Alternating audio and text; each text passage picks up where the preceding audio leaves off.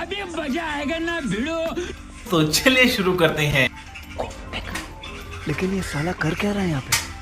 अरे देवा, ये गड़बड़ है बाबा।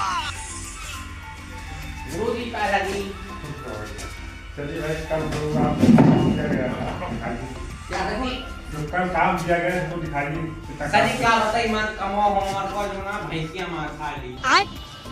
पास में आ गया है। क्या करें मुर्गियों को भैंसिया कहीं हम छुट्टी ना पाई। क्या बात कर रहे हैं? पढ़ाई जरूरी है। सकी सुबह रोज 4 लीटर दूध बेची तो माँ। क्या बात कर रहे हैं? अरे ठीक है, पढ़ाई में समय निकालो भाई।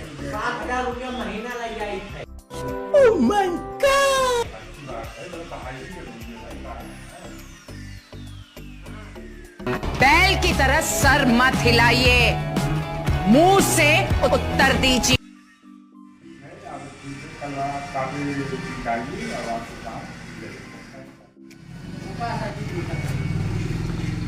सजी रखा भुलाएगा। तो साले राम का मारूंगा, खींच कर तुझे सामने मिल गया तो नाच के गिरेगा तू।